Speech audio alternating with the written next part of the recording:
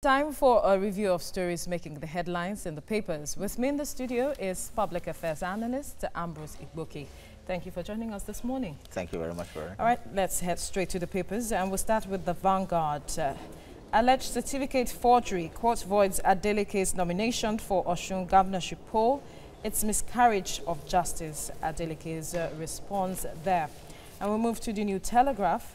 How airlines, drug barons implicate Nigerians. Federal government says execution of Nigerians in Saudi Arabia pathetic. And then we'll move on to the Blueprint. Buhari, why I declined assent to Ajakuta company bill. 7 others. Rejects NAS debt figures for states. In the Guardian now, Wike leads Rivers poll in 13 out of 15 councils. AAC promises to challenge outcome in court. Daily Sun, Buhari accuses NAS of padding, says lawmakers inflated debt federal government owes states, cites Delta Taraba figures as example. Senators keep mum. And this day, Wike leads in 13 local government areas as INEC continues collation of results today. Army stays away, police take charge of security. PDP hails court's verdict dismissing AAC's quest to halt tally. And finally, Daily Trust, constituency projects, ICPC to prosecute politicians, contractors who divert funds. But Ambrose, one story that I'm certain would interest you is the collation of results in Rivers State, where the story says that Wike is leading in 30 local government areas as INEC continues a collation of results today. Interestingly, Army stays away, police take charge of security. PDP hails court's verdict dismissing APAC's quest to halt tally. And the security issues were one of the reasons why the collation was halted at the time. And according to our reports that we spoke with this morning, he says the process has been peaceful so far. I think the complexities and the imbroglio in the River State global election is gradually being unraveled, and it's been dismantled because of the experiences that happened during the conduct of the election on March 2nd, and even the 23rd of February presidential election. What has happened was that the over-militarization of the electoral process led to issues. I've always been an advocate of the military not having a business in electoral process, because the military is trained for war. So everything they do is seen from the perspective of warfare. So when you engage the military, of course, so that is why that militarization was given to the violence, and because of the desperation of the political actors in that. Now that it has become the eye of the world, the eye of Nigeria, the eye of the world is in River State. Therefore, the security apparatus, the agencies that were accused of those things cannot but comport themselves. That's what you think happened? Yes, that's why what's it's so happened. peaceful now. It has to be peaceful because everybody, even from the commander-in-chief, everybody, they are concentrating on River State to see what will happen. Therefore, the military, I must give kudos to the military hierarchy for pulling out, because that means they are listening to what we had to say. That means they are listening to the voice of Nigeria. Initially, some persons felt that perhaps the police do not have the capacity to handle, the crisis that could fall out as a result of the election. It is an insult to the Nigerian police to say that the police does not have a capacity to contain any kind of civil crisis. It's not an emergency crisis. It's not an insurrection. It's not treason. It's not some acts of trying to subvert the sovereignty of the country. So the police is adequately trained to handle any civil disturbance that may arise from anywhere. And of course, the police have backups. They have backups from the DSS. They have backup from the civil defense. So with this apparatus, they can do anything to contain this. And then another thing we shouldn't lose sight of is the fact that the state had actually put a ban to any form of protests before this coalition came up. And perhaps this also could have contributed, although we saw that, according to some reports, there were some protests against the coalition yesterday, but the police, came in, swung into action. Even though I've argued in another fora that the governor does not have the powers to tell Nigerians not to protest in the state, but for the exigency of security, because the reasons he gave was that they could hijack it. Some hoodlums could hijack it. So let there just be a little bit, a relative calm before it happens. And then the AAC that went to court saying that the coalition should not, I'm yes. happy that that case was thrown out. And what even baffles everybody is that the APC itself does not have, the logo is not in the ballot paper. Yes, and so that's so you yeah. don't just see that it's an ego trip. It's an ego battle between two main political actors, which is the governor and the minister for transport. And the river people have suffered enough for that. And so that is why I think in this case... And you think that with the way the results are going, this will put an end to the ego trip or battle between both? Well, politicians are enemies today, friends tomorrow, and vice versa. That's what they do. The two political actors are very close friends for the past 20 years in the political arena. I think since they came to the political fore, they have been working together for a while, except in the last 4 or 5 years.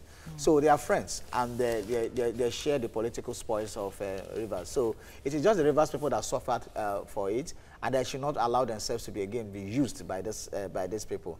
From what is going on, the incumbent is leading comfortably.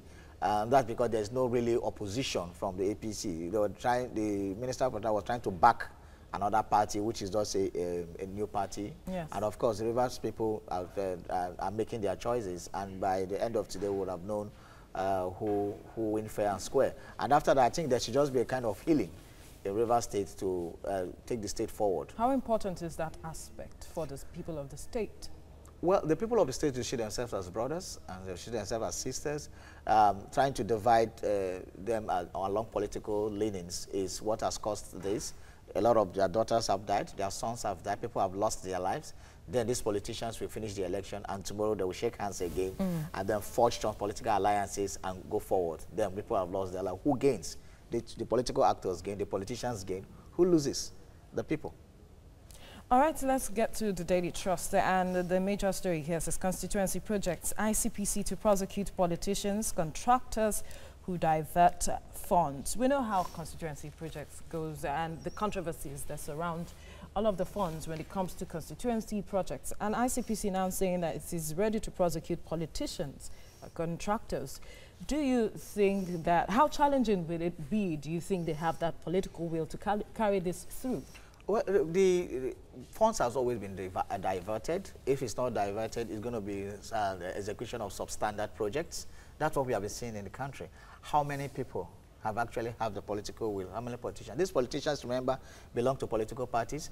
Some of their political parties may be the political party in charge in the states. Some of them may be the political party in charge at the federal level.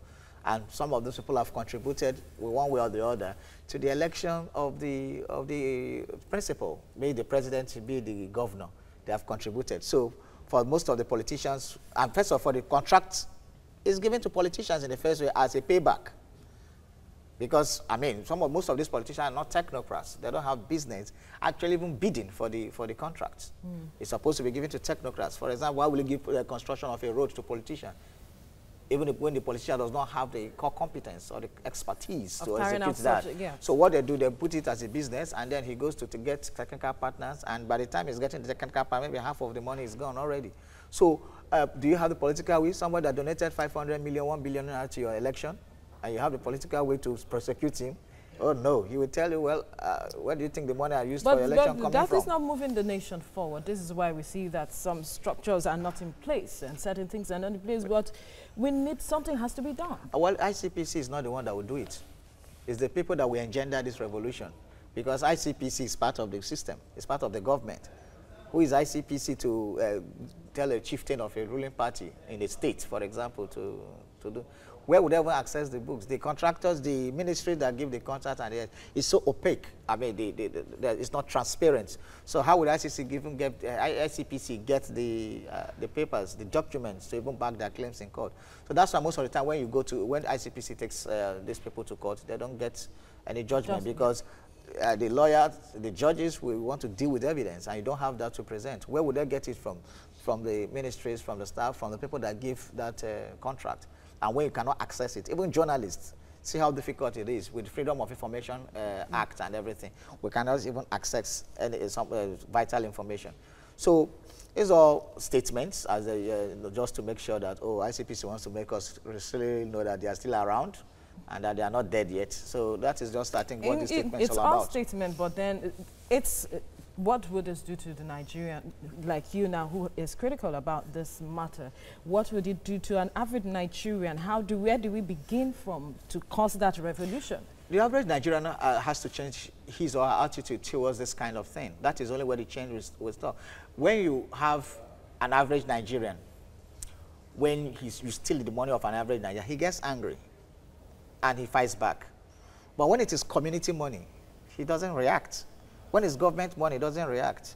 When you appointed a commissioner or a minister and then you come back not living flamboyant lifestyle, they will say, this guy, we have to examine his head. How can you be a whole minister and you have not amassed so much wealth?